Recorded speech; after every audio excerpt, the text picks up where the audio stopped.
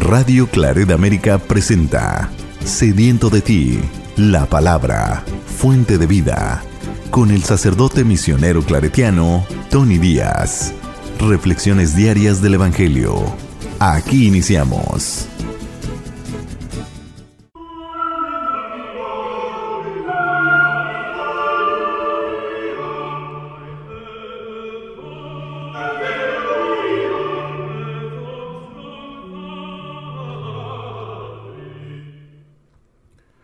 Bienvenidos hermanos a nuestras reflexiones del Evangelio del día. Hoy es miércoles de la segunda semana de Cuaresma. Miércoles de la segunda semana de Cuaresma. El Evangelio de hoy viene de Mateos, capítulo 20, versículos 17 al 28.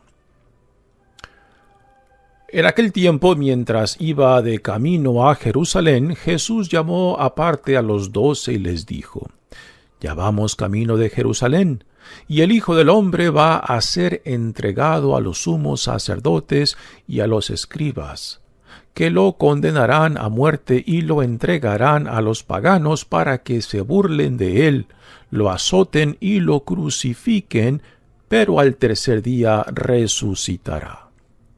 Entonces se acercó Jesús, la madre de los hijos de Zebedeo, junto con ellos, y se postró para hacerle una petición. Él le preguntó: ¿Qué deseas? Ella respondió: Concédeme que estos dos hijos míos se sienten uno a tu derecha y el otro a tu izquierda, en tu reino. Pero Jesús replicó: ¿No saben ustedes lo que piden? ¿Podrán beber el cáliz que yo he de beber? Ellos contestaron: Sí podemos.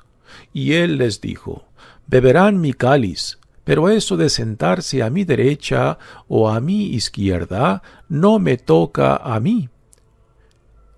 Concederlo es para quien mi Padre lo tiene reservado.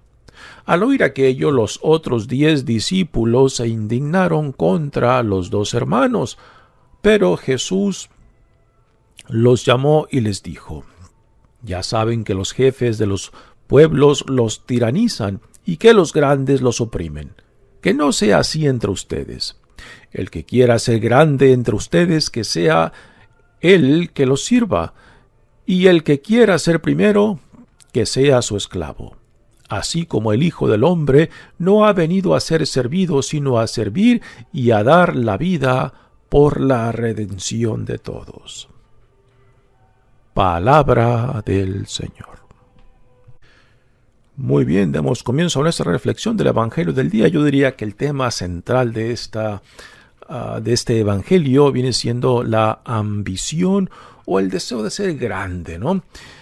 Lo cual es un tema, yo creo que merece ser meditado seriamente, puesto que aquí Jesús no está rechazando la ambición o el deseo de ser grande, sino que está reinterpretando lo que significa para ser partícipe del reino, lo que significa ser grande, ¿no? Y aquí entra el tema del servicio.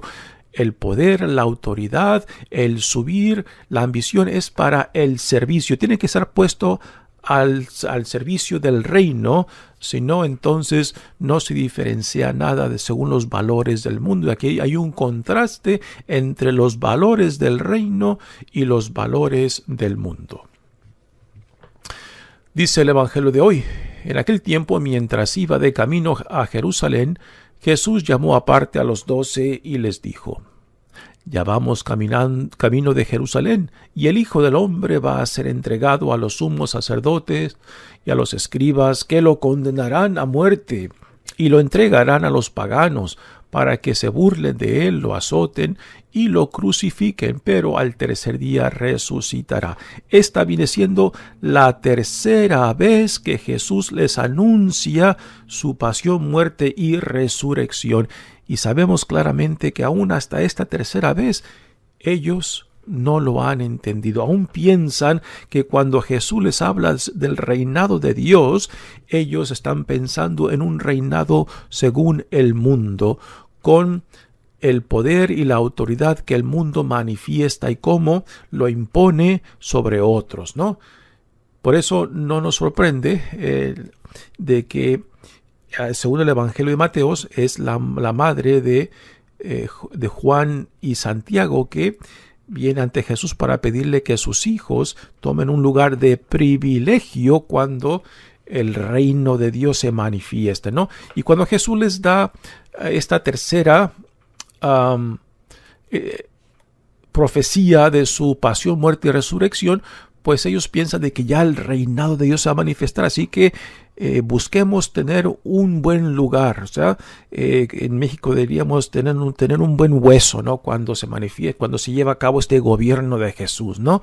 Y ellos aún están pensando un gobierno, un reinado al estilo del mundo, ¿no? Por eso viene la madre para pedirle a Jesús. Y por una parte es graciosa y se puede entender, ¿no? ¿Qué madre, particularmente las madres, qué madre no quiere lo mejor para sus hijos, ¿no? Y aquí Jesús les viene hablando de un reinado, ¿no? Pues es obvio que él ha malentendido el significado de este reinado, no según como Jesús lo entiende, sino como que ellos lo perciben de que va a ser un reinado como lo tenemos en el mundo, ¿no? O de que quizás se va a restablecer la monarquía de nuevo, ¿no? Y que al restablecerse la monarquía, pues los que estamos más cercas de Jesús, pues recibiremos un puesto mucho mejor, ¿no? Y esto es lo que vemos en la política, ¿no? Cuando un candidato gana, ya sea ser senador, ser diputado, ser gobernador o presidente, pues los más cercanos, los que participaron en la campaña para que fuera elegido, pues son los que van a recibir un mejor puesto, ¿no? Pues para eso estuvieron trabajando, ¿no? Y esto es, en nuestros términos de hoy, podemos pensar que es lo que está detrás de esta petición de la madre de Santiago y Juan, ¿no? En el Evangelio de Marcos son los discípulos que hacen esta petición y no la madre, ¿no?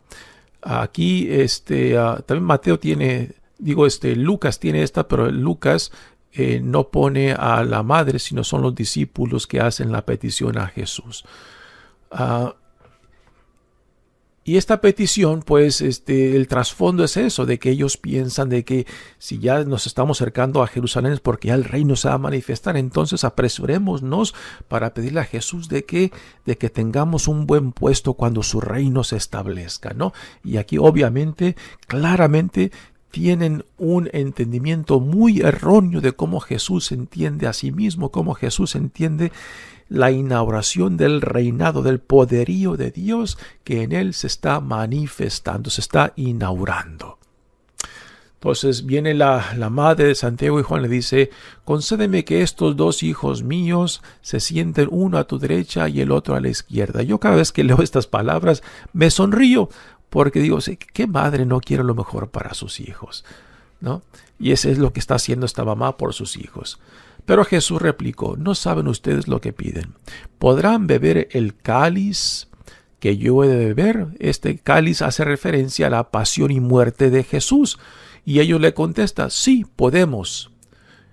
Y Jesús les dice: beberán mi cáliz. Y es interesante que el primer mártir entre los apóstoles es uno de estos hermanos, Santiago. Es el primero, según los Hechos de los Apóstoles, que muere mártir por la causa del Evangelio. Así que estas palabras que le dicen a Jesús, sí podemos, pues un poco después de la resurrección se manifestarán las consecuencias de este sí que han dado a Jesús en esta ocasión. Pues sí, Jesús, beberán mi cáliz, pero eso de sentarse a mi derecha o a mi izquierda no me toca a mí concederlo, es para quien mi Padre lo tiene reservado, ¿no? Aquí obviamente la noción del reinado que tienen los discípulos y cómo Jesús se entiende a sí mismo y el reino que él está inaugurando son dos cosas muy diferentes. El reinado de Jesús está construido sobre la voluntad de Dios, sobre los valores del reino. ¿Cuáles son estos valores? El amor, la compasión, la misericordia, la justicia de Dios, que son valores que somos llamados todos los que nos vemos como ciudadanos de este reino a construir sobre estos pilares que son los valores de este reinado, poderío de Dios ya inaugurado en Jesucristo, y que desde entonces desde Jesucristo hasta hoy en día aún sigue activo este reinado siempre y cuando nos identifiquemos con estos valores del reino y nos hagamos sus ciudadanos. Y después, no solamente los hagamos nuestros, sino también los pongamos en práctica para ser también colaboradores con Cristo en la construcción de este reino. Y ahora viene la reacción de los discípulos. Al oír aquello, los otros 10 discípulos se indignaron contra los 2 hermanos. ¿Y de dónde viene esta indignación de los otros 10? De la misma motivación de estos 2 hermanos, hijos de Zebedeo, ¿no? Porque quizás también ellos querían esos puestos, ¿no? Así que esta indignación viene también de esa mala interpretación del reino de Dios, que es muy similar a la de los otros 2 hermanos. Y Jesús, como siempre, viendo la situación, leyendo la situación, hay una expresión que dice saber leer el cuarto, ¿no? O sea, saber leer la situación en la cual te encuentras para poder responder a esa situación. Si tú no puedes leer la dinámica de lo que está pasando en X situación, entonces no vas a poder responder apropiadamente. Aquí Jesús está leyendo la dinámica que se está viviendo en su presencia en relación a sus discípulos, ¿no? De lo que ellos entienden por el reino y el sentido de la ambición por ser grande, ¿no? Cómo el mundo lo interpreta y cómo Jesús lo define. Dice, ya saben que los jefes de los pueblos los tiranizan y que los grandes los oprimen. Aquí está la ambición del poder y el deseo de ser grande según el mundo, ¿no? Imponerse sobre otros, pisotear a otros, querer controlar a otros. Y dice Jesús que no sea así entre ustedes. Ahora aquí Jesús nos da su interpretación de la ambición de ser grande.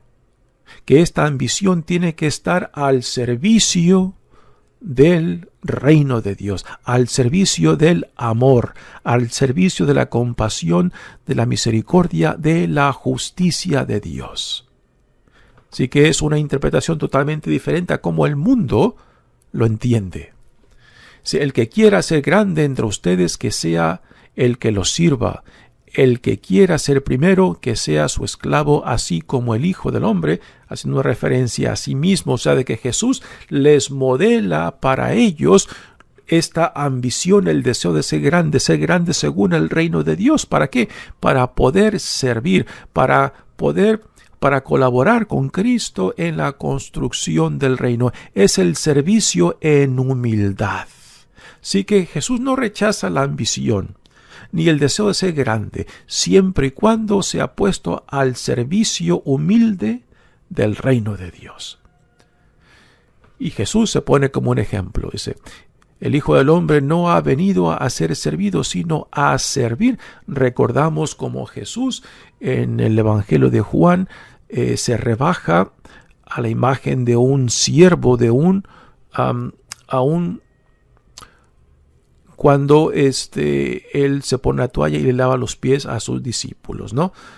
Toma el lugar de un siervo, de un esclavo prácticamente, al hacer eso con sus discípulos y después a dar la vida por la redención de todos, de que Él nos redime, o sea, Él compra nuestra deuda con su propia vida, ¿no? Este es el sentido el título de redentor.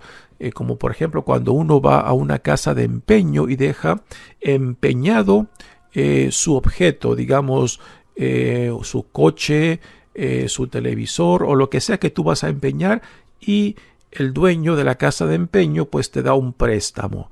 Y si tú regresas el préstamo con los intereses apropiados o que te exige el que te prestó el dinero, pues te regresa tu propiedad. Si no pagas tu deuda de lo que has empeñado, entonces la casa de empeño se queda con tu propiedad, ¿no? Así que Jesús paga nuestra deuda.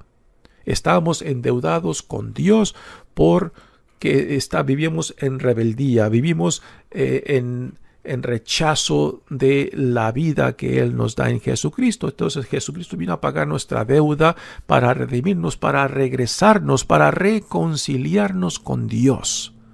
Porque nuestra deuda solamente Él la puede pagar. O sea, no hay cómo pagar a nosotros mismos. Entonces Dios en Jesucristo se ofrece como la víctima, como el Redentor, como quien paga nuestra deuda para que volvamos a la hermandad entre nosotros y también al servicio de aquel Dios que en amor nos crea, en amor nos sostiene y en amor nos llama, ¿no? Jesús es nuestro Señor y Salvador. Jesús es nuestro Redentor, ¿no?